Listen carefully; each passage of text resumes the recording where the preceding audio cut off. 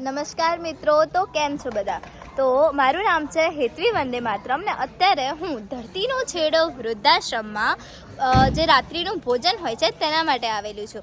તો સૌથી પહેલાં તમને આજનું ભોજન બતાવી દઉં. તો આ છે સરસ મજાનું મોહનથાળ, સાથે જ છે ગરમા ગરમ રોટલી અને આજે છે સ્પેશિયલ ભરેલા રીંગણનું શાક છે. રાઈસ તો હોય જ અને સાથે જ છે એવી ખટ્ટી મીઠી દાળ. આપણા જે પીએસઆઈના યુવાનો છે એ આપણો ભોજન પીરસી રહ્યા છે અને બીજા જે ભાઈઓ છે તે ડીશ આપણા જે વૃદ્ધોને બનાવીને આપી રહ્યા છે. તો હવે આજના દાતાની વાત કરું તો આજના જે આપણા દાતા છે એમાં આખો વૃદ્ધાશ્રમનું આખું ફૂલ ડેનું ભોજન છે. તેમનું નામ છે છાયાબેન પટેલ, જે ગાડાના છે પરંતુ અત્યારે હાલ યુએસએમાં રહે છે. તો તેમનો ખૂબ ખૂબ આભાર કે તેમણે અમારા જે વડીલ દાદા દાદી છે એમના માટે આટલું વિચાર્યું ને અહીંયા યોગદાન આપ્યું. તો thank you so much Chhayaben. તો આજના જે બીજા દાતા છે એમનું નામ છે રમીલાબેન મહિડા, જેમના પતિની પુણ્યતિથિ નિમિત્તે આજનું ભોજન છે. તો તેમનો પણ હું ખૂબ ખૂબ આભાર માનું છું કે તેમણે અમારું જે વૃદ્ધાશ્રમ છે એના ભોજન માટે યોગદાન આપ્યું. અને સાથે જ છે રાઠોડ વૈભવી દિલીપ કુમાર, એટલે કે એમના દાદા દાદીના સ્મરણાર્થે, એટલે કે દાદાનું નામ છે શંકરભાઈ અને દાદીનું નામ છે જશીબેન, તેમના સ્મરણાર્થે આજનું ભોજન છે. તો થેન્ક યુ વૈભવીબેન. અને સાથે જ છે સ્વ પટેલ માધવલાલ મણીલાલ ની મરણ તિથિ નિમિત્તે, તો તેમનો પણ હું ખૂબ ખૂબ આભાર માનું છું. Thank you so much.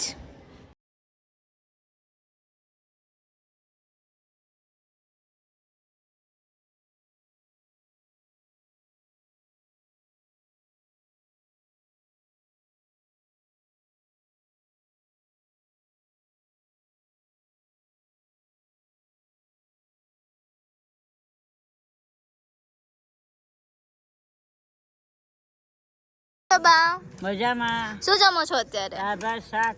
કેવું લાગ્યું શાક? આજે મસ્ત નવું શાક છે ને, હે ને? કેવું લાગ્યું?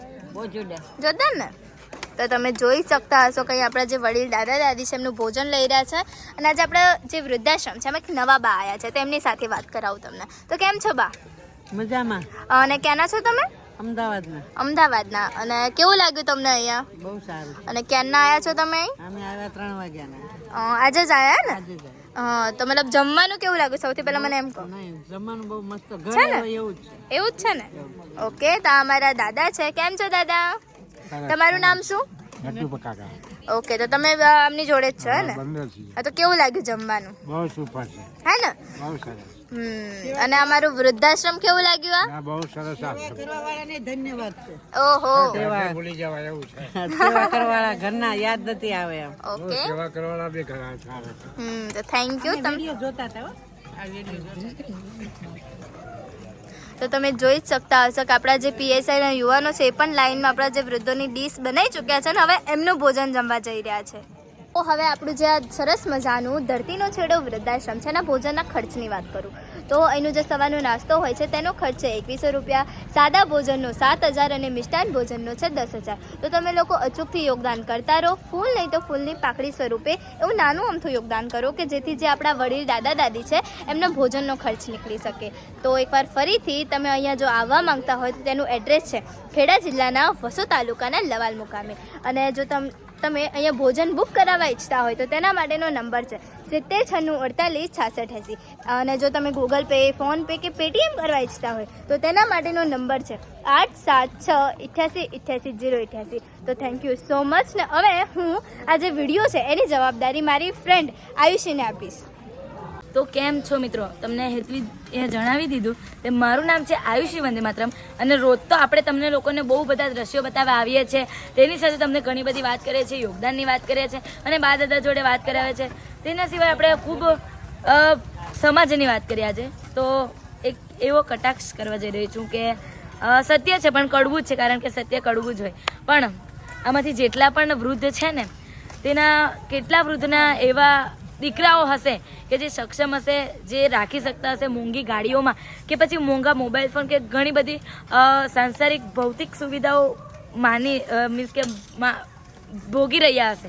પણ એમને ખબર નથી કે જે સાચો હીરો કે જે સાચી બધી સગવડ અને વસ્તુ છે ને તેના કરતાં પણ એક કિંમતી વસ્તુ તમે અહીં મોકલી આપી છે. અને જો તમે અત્યારે પણ ટાઈમ છે એમ તમારા મા બાપને લઈ જાઓ અહીંથી, કારણ કે અમારે તો રાખવામાં કશું ફેર નથી, કારણ કે અમારા પણ દાદા દાદી જ છે. પણ તમે એમની સાથે રહો, એમનો જીવનનો જેટલો સમય બચ્યો છે તેમને સુખીથી વિતાવી દો, કારણ કે જ્યારે તમે નાના હતા ને ત્યારે એમણે એટલું બધું સહન કર્યું છે ને કે હવે આ લિમિટ આવી ગઈ છે. અને તમે લોકોએ આવું, જો તમારા મા બાપ અહીં હોય અને તમે એમને લઈ જવા ઈચ્છતા હોય તો ચોક્કસથી આવી જાઓ. એમને અમે મોકલી આપીશું અને અમારા દાદા દાદી જ છે, અમે એમને રાખીશું. પણ તમે લેવા ના આવશો તો પણ એમને લેતા જાઓ, કારણ કે એમને અત્યારે તમારી જરૂર છે, તમારા પ્રેમની જરૂર છે. તો આની સાથે એટલી અપીલ કરો. અને આપણા દાતાઓ જોડે પણ વાત કરી લઈએ. તો તમને લોકોને એક વાત કહેવા માંગુ કે તમે બીજાને પણ ઇન્સ્પાયર કરો અને તમારા ગ્રુપમાં 5-10 જણે આ વિડીયો ફોરવર્ડ કરો, કે પછી અમારા સંસ્થાની વસ્તુઓ બધી ફોરવર્ડ કરો, જેથી એ લોકોને ખબર પડે કે આ સંસ્થાઓ છે. તેના સિવાય તમે જો નવા વિડીયોમાં જોડાયા હોય તો તમને વેલકમ. અમારી ચેનલમાં તમે લોકો બધા વિડીયોઝ જોવો અને તેની સાથે આ સોશિયલ મીડિયાથી, એટલે કે તમારા થકી ચાલે છે, તો યોગદાન કરો અને બીજાને પણ કરાવતા રહો.